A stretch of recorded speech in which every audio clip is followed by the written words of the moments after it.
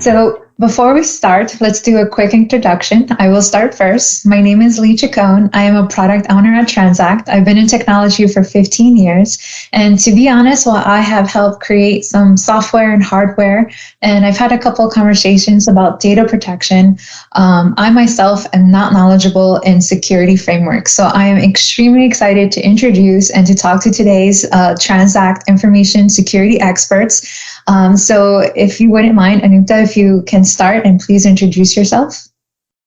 Thank you, Leslie. We appreciate being part of this as well. And anything we can do to kind of educate and build more awareness around information security, we are here as part of that larger team here. So I'm Kenya Source. I'm head of information security for Tranzact, and I'm also the business information security officer for the health, wealth, and career segment within Willis Towers and Watson, which is our parent company. I've been with the company for, 4 years now. It's just flying by. But I have over 20 years of experience in the cybersecurity space, also within technology, application development, networking, cloud computing. And I have a bachelor's degree in software engineering, a master's in computer forensics, and also I've attended law school for intellectual property law and have several information security certificates, along as also some other technology ones as well. But the cyber ones are what helping me in my career today. So I'll turn it over to my colleague, Anupma, and she can provide you with her introduction. Thanks, Kenya. Hi, everyone. My name is Anupma Bhatia. I am the Director of Cyber and Information Security here at Tranzact. In addition to Tranzact, I also oversee another line of business within Willis Towers Watson, which is Extend Health. I've been with the company for 6 years now, and part of my role, I look at audit compliance and risk governance within Tranzact and IM side. I have a bachelor's in electrical engineering, but I, started my interest into cybersecurity started somewhere around 2006 in that time frame. And I have various information security certifications as well. That's what's helping me in my career here. Thank you. Vanessa, over to you. Hello, my name is Vanessa Perez. I work as a security compliance analyst for the individual marketplace line of business at Extend Health. I've been in this position for 10 months, and I have a professional background in InfoSec and IT auditing as well. Well, my main functions at Extend Health are to support the business by completing the security questionnaires, participating in clients' audits, to demonstrate our clients that we have a security program in place, and also being the security point of contact for internal, external audits at individual marketplace, providing the required evidence to the auditors, to support compliance with our controls. Perfect. Thanks, Leslie, for this opportunity to participate in this live event. For your introductions. And without further ado, I'm going to start moving on to the questions. So everyone understands how important security is to digital products and services. However, I came on this really interesting fact that 88% of all data breaches are caused by employee mistakes. And even reading that, I wonder, why should we, give such big concerns to information security? So as we all know, right, information security is a part of everyone's role, either in the workplace or, in your personal lives, right? The most important asset we all have is our data, right? Our personal sensitive information about ourselves, about our company, about our software code, and even our companies, customers and third parties that entrust us with a lot of their information. Threats and vulnerabilities are going to continue to emerge and evolve, right, each year. And probably in the last 2 years, 2021 and 2020, even this year, we've seen a lot of different data breaches, a lot of different, versions of some of the old vulnerabilities that are out there. And we were getting more frequent attacks, right? And those attacks seem to be geared towards the individual, to the user, whether it's the regular user that's sitting at the desk, the coder, right? The person that has, access to make different changes to our code, or even like the IT administrator who has reigns around the entire environment, and has access to what we consider our jewel our crown jewels, right? Which is that data. So I think, with a lot of these different things that we have to worry about, trying to make sure as an individual, not even just as our role, what can we do to be better? How can we be more vigilant? How can we be more cautious and make sure we're embedding information security in everything that we do? Like, again, with whether it's in the workplace or within our individual lives, because we all have a piece, a part to play in this as well. And I would say, talking to, individuals within IT, we have, a lot more levels of access. We have a lot more custodian, rights to a lot of different things. And it actually starts from an application. It can start from the network. And we just have to make sure as we're building out, whether it's a software application or building out, a firewall component or something of that sort, we have to include, making sure we have the best practices in place to secure, whether it's the code or the network, from these type of individuals that are going to try to attack our environment and come to the users, directly. So I think, keeping all of that, right, are always going to be personal, right? They're always, because that's our weakest link, the user. And it's not about if we're going to get attacked, is when, right? And then making sure that we're able to identify those attacks and contain them in a very, short amount of time. So I think we all need to be working, definitely. So Anupma, what are your thoughts on that? Yeah, you mentioned all the good points, Kenya. One other thing that I was thinking was, we talk about employee, customer data, and the organization's data.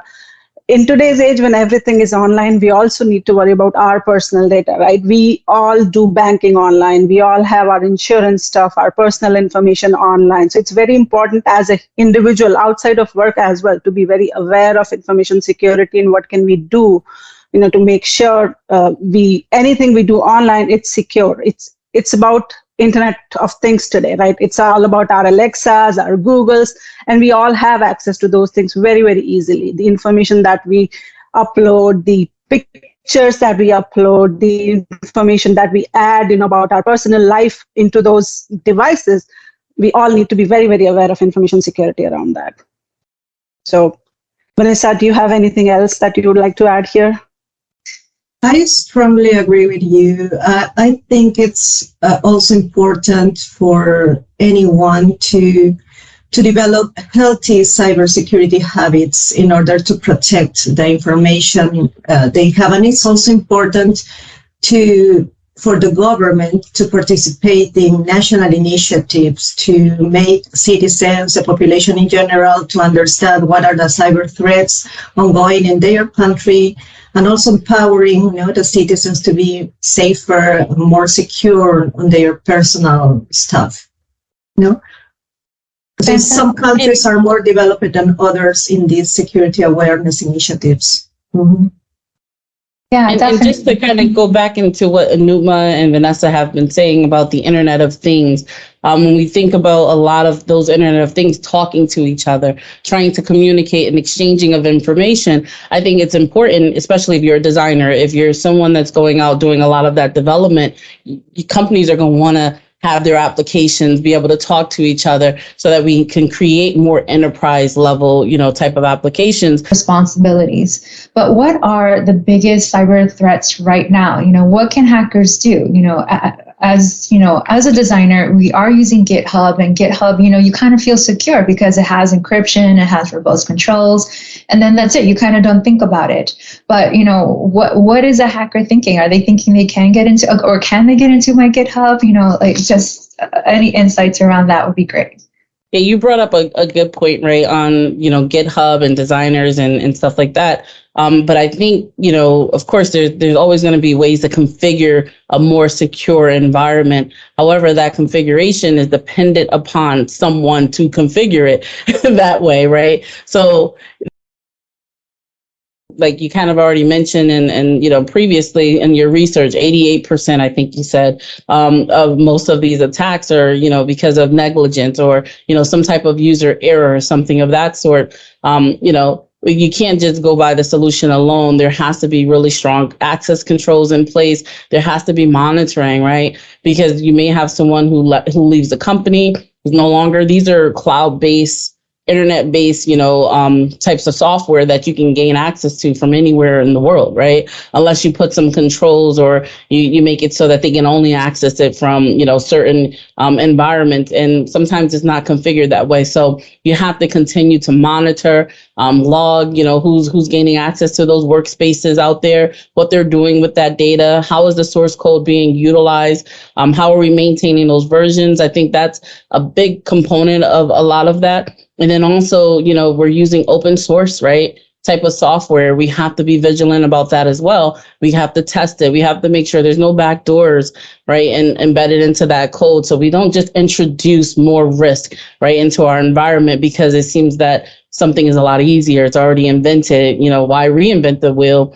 Let's spend less time on some of that stuff. So I think, just kind of bringing up, there's a lot of different things we can think of. And, Anuma and Vanessa, they spend, really good time working with the IT and the application, development teams on trying to build that security, embedding that into the pipeline of these applications so that you have, controls, not only from the inception of the development of that code, but also all the way down to the release into production as an application and how we maintain that, not only when it's first introduced, but also we maintain that with penetration testing and, dynamic application security, coding and stuff like that we have to do on an ongoing basis. So, I'll let Vanessa and Anupma, chime in more here, but I think you made a good point, especially with GitHub and knowing they've had a significant breach this year. Right. So we can't just rely on the third party. We also have to be more vigilant in what we do as well. Vanessa,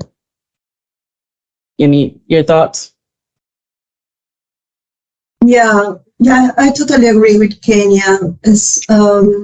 Maybe also we have to pay attention to human error because we are all like humans and employees, and especially if there are manual processes inside IT, there could be the high likelihood of committing errors, and if there are no controls in place to detect or to prevent these errors, this could lead to data leaks. Interesting. Yeah. One thing that I would like to add to build upon that, Vanessa, is human errors, right? Compromised credentials is another thing. People choose their passwords and they probably repeat their passwords, for multiple sites, right? Just for the ease of remembering. It's human nature. They don't want to, many things. But that's a biggest, thing that leads to a lot of data breaches.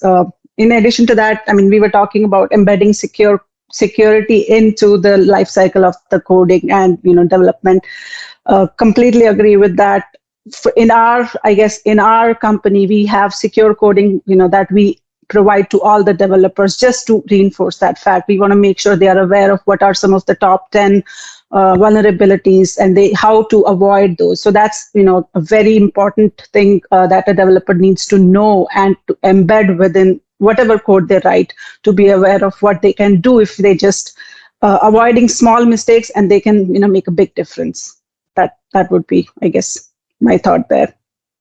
Great. So customers rely on designers and developers to not only design a beautiful and functional website or applications, but also to protect it. And while ransomware isn't a new threat, from what I've been reading, ransomware has now over 120 separate families, and hackers are becoming very adept at hiding malicious code and coordinating on the dark web and phishing through machine learning.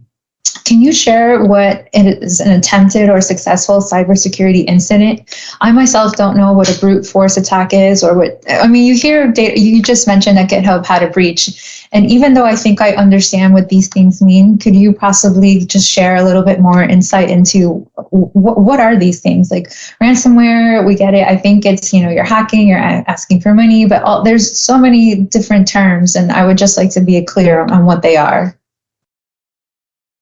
I think a cybersecurity incident can be defined as an unauthorized access, use, alteration, or disclosure of the data, that can negatively impact or affect the confidentiality, integrity, and availability of the information. And also it could affect the company's reputation. It could bring legal consequences, loss of customers, and loss of sales. So that could be considered a cybersecurity incident. Let me share with you an internet site. Can you see my screen? Yes. So this site shows the world's biggest data breaches and hacks. Wow. Yeah. So you can have more information about the biggest data breaches here. For example, in Facebook in March 2021, last year, 533 million records lost.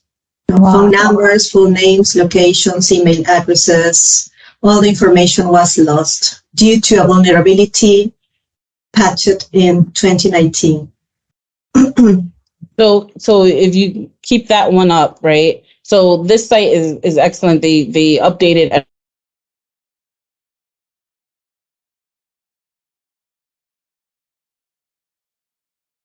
yet until they're forced to, right? So this breach here, like you see how you talked about why is someone successful, and here she's talking about due to a vulnerability that was patched in 2019. So that shows you Facebook did not institute a patch that was released in 2019, and so they were subjected to a breach in March of 2021. So that's why it's good to understand that you're working with, and I know with Tranzact we do work with a lot of different social media giants out there for a number of reasons, for marketing, different reasons to gain more knowledge about our types of customers and our demographic and stuff like that. But it doesn't matter how large the organization is, there are mistakes, right? And that unpatched system is because someone, right, talked about the human factor, someone didn't apply that patch, and someone didn't monitor to make sure that patch was implemented. And now there's a result, there's a compromise. So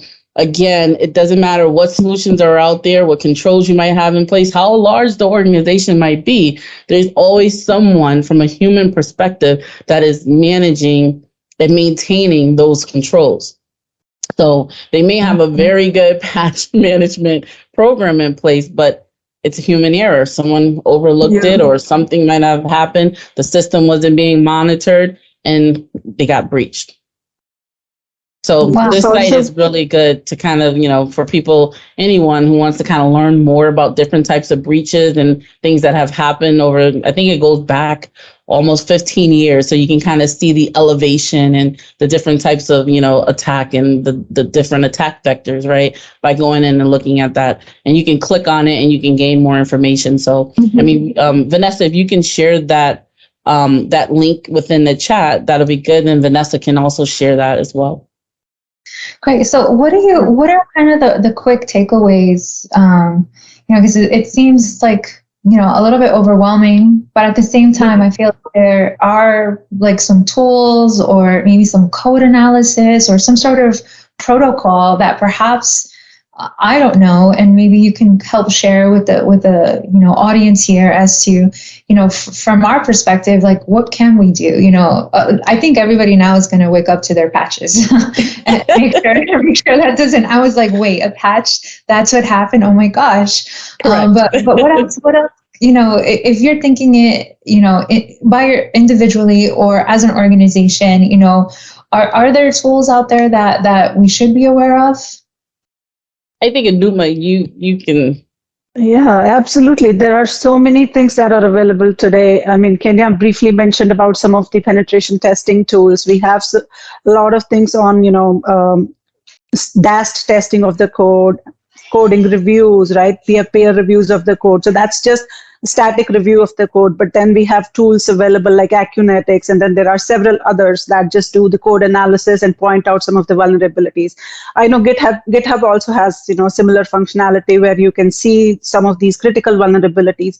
We definitely need to have some of the controls and processes around those tools, to make sure that if the tool highlights some vulnerabilities, we need to make sure people fix those before those changes are moved to production. Those codes are actually implemented, right? Otherwise, any tool would be helpless. Again, it boils down to the human factor of it, that we need to have processes around any control and any tight, anything that we need to tighten for a human factor. Controls definitely play an important role, but human beings are the weakest link, and it all comes down to them taking care of the security and then being aware of how to stop some of these things. And these are very easy. As you said, like patching, come on.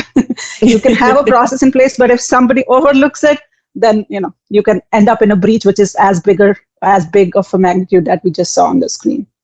Wow, yeah, definitely. Yep. Okay. So I kind of want to do a round robin here of, kind of taking from your expertise, what other emerging vulnerabilities have we not discussed today, but is of top of mind in your everyday work life?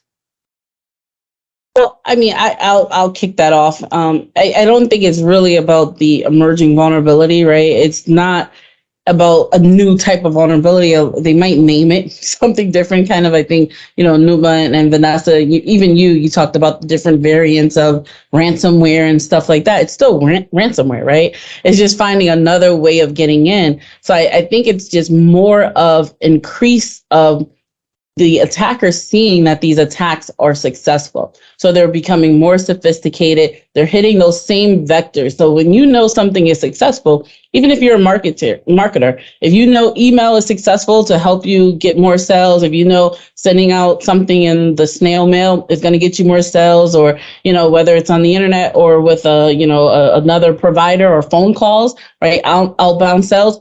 You're like just kind of, using those type of analogies, you're going to do more of that because it's been successful. So what we're seeing is just more attackers and more hackers are doing more of the same because they know they're successful. The phishing attacks, I mean, that's probably the biggest thing that's out there.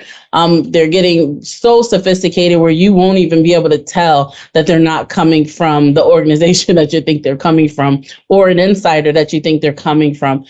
So I think it's just kind of being more vigilant and trying to identify those very early on and putting in preventative controls so that we can try to stop as many of those as possible from even coming into our environment. And then I would say from an application perspective, again, it's not anything new, right? We're taught only thing that's really new is we're moving more things into the cloud. So we're using more cloud computing, environments. Our development environments are sitting in the cloud. Sometimes we may misconfigure things where if it's sitting in a data center in the internal environment, it may be protected and it's not available on the public internet. So now when things move into the cloud, sometimes the configurations are not exactly the same. And then we'll come around and we'll identify, hey, why is this development application or this QA environment accessible to the internet, which it never should have been. So I think a lot of that is just changes in the cultural shift from being, data center to the cloud, and gaining understanding around cloud computing and how to make sure those environments are protected the same way they would have been protected in any other environment. So again, and then also we see more attacks against third parties. I'll use the cloud again, right? Last year we saw attacks against Microsoft, SolarWinds. Even this year, Amazon just getting hit.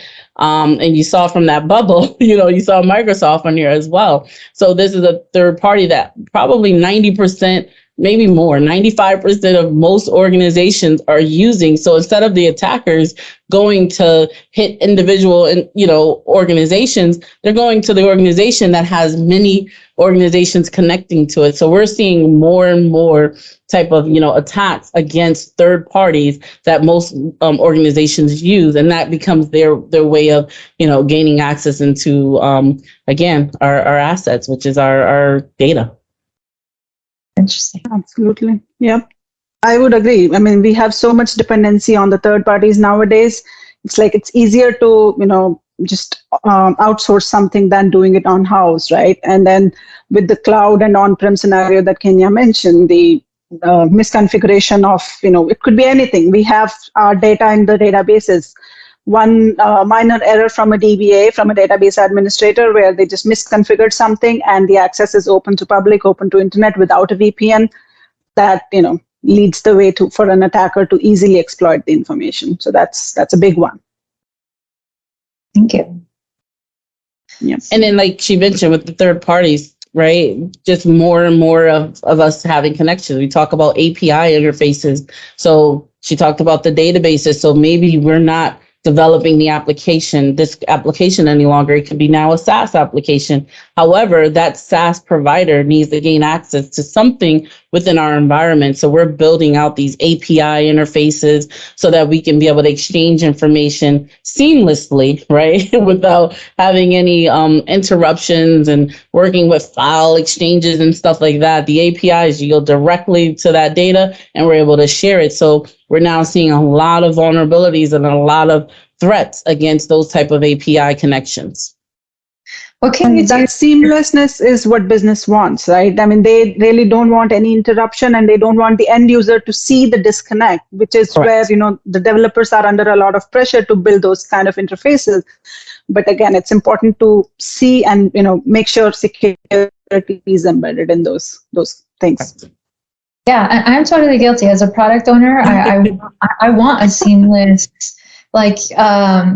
there's this great commercial right now for IBM for Wimbledon just finished, right? So IBM has all these sensors and Internet of Things. And even though they have all these data points, they try to say that it's just, a game in the garden, right? Because that's really the concept of Wimbledon. It's just a game in the garden. However, there's all these things in the back end happening, but it's all done pretty seamlessly. And I think that as a product owner, that's kind of what we want to do. We want to, keep the magic in the garden, but then do all these things in the back end, and sometimes, I haven't really always been top of mind. Right now I'm working on a product with 3 different, API integrations. And one of the things that I have not said is, what about the security and the pipeline? Because it's going straight into my database, right? And so I hadn't even thought about all these 3 different sources are connected right into my database.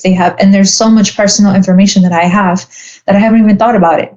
Is there anything else that, I could start to do or start to involve those conversations, or is there something that from an API perspective, any tools or should I be pushing back the integrations team? What should I do as a product? I would say the good thing is, here we are, we've worked with those teams, right? We've worked with them on building very secure API managers and things of that sort. So we are involved in a lot of those areas. So you may not even see that there may be those controls already in place. We're making sure you have good keys, strong keys in place, strong algorithm, not just the keys, but an algorithm that is unbreakable at this time, which, they all get cracked at some point or another. But, making sure you're not using one of those algorithms that can be cracked, making sure the flow, right? The flow of the data is encrypted. The connectivity between the applications is also encrypted, and the data that we care the most about, right? The more sensitive data is actually encrypted at rest. And then also just making sure that access to those APIs are restricted. So, you kind of what we call like a whitelist or something like that, so that, no one from the public internet or over cellular or whatever the case might be, can actually connect to those APIs unless we configure it to allow you to connect to those. So we do a lot of those integrations. We've done a lot of that, here, but I think it's important with, some of the folks that we're talking, with here who are designers and developers who may not, right, have security already kind of embedded into some of those controls. Those are some key things that I think they really should look at, because it kind of goes unnoticed, right? And the changing of those keys on a regular basis and managing that and just monitoring that traffic is important, because like we talked about, it doesn't matter what controls you put in place, people do make mistakes. things do get slipped through, right? And sometimes, your third party, which you may consider to be trusted, may have done something outside of your control. So you want to be able to identify that as soon as possible and contain and make a, mitigation, so that you're not having any compromise or breaches of data. Fantastic. So I only want to have one last question here. And this question is more related into, as a woman in security, how did you break into this industry? How, have you kind of taking success in your career? Because when I first started out, I never thought I'd be doing the things that I'm doing. And I don't know if you share that sentiment. But, if you can just quickly kind of share, how did you get into cybersecurity and, how has it been for the growth of your career? Vanessa, I'll let you guys go first if you want. You want to start, Vanessa? You want to take that first? Yes. Well, I have a vast experience in IT auditing and cybersecurity. I always have been attracted for controls since I was in the university. So I think, at least in Peru, here there are a lot of opportunities for women to get into this field that is very interesting, and it really helps the business to do business with and to strengthen the relationship with their clients and customers, because security is an important matter. It contributes to the business and also is a valuable asset. So I am very glad to be in this field. I think time passes and more women are interested in this topic, in cybersecurity. So I really motivate the participants of Laboratoria to learn more about this topic. Thank you. Nice. Yeah, for me, it happened, it was just a coincidence. I mean, I was in IT for so long, and then one opportunity opened up and I was like, why not? Let's try what this is, right? And for me, I'm always been a rule follower. So I guess you can relate to, me following rules and then governing people, policing people and following policies and that kind of stuff. But yeah, I mean, this field has definitely lots of opportunities for women. And if somebody wants to, look at it and then explore, there are multiple resources available on the internet on how to get into cybersecurity for beginners. There's a lot of information. It's a great field. And having a boss like Kenya definitely helps. I mean, she's been a great mentor, and I'm not exaggerating. She's been a great mentor, and she continuously guides me throughout, which is a great experience. So I definitely love being part of her team. Thank you. Thank you. I would say for me, since I went into college thinking I was going to be a software engineer, so I can relate to some of the folks that we're speaking to. And, I kicked that off, with software engineering and graduating. And right after, I just kind of went right into cyber. Right. It was just kind of at the beginning stages, like in 2001, right? And I kind of got put into it because they were talking about how do we, build security into our software development lifecycle, waterfall. At that time, everyone talked about the waterfall. So I got more involved there, and it just kind of really exploded. And I think the funny thing is I would say what made me really drive towards wanting to have more women right in our field and in technology is I went for a position with a Federal Reserve, and it took me 3 months to even get in, went through all these background checks, security clearances, secret clearance, everything. And then when I got there, I found out of 75 people, I was the only woman in the entire. And it was just, and I mean, their cybersecurity teams are huge, but we were part of the National Incident Response Team. And out of that many people, I was the only woman that was able to get into the organization because they, which was a great thing for me. But then I'm like, why? Right. Yeah. So why, and that kind of pushed me to do more.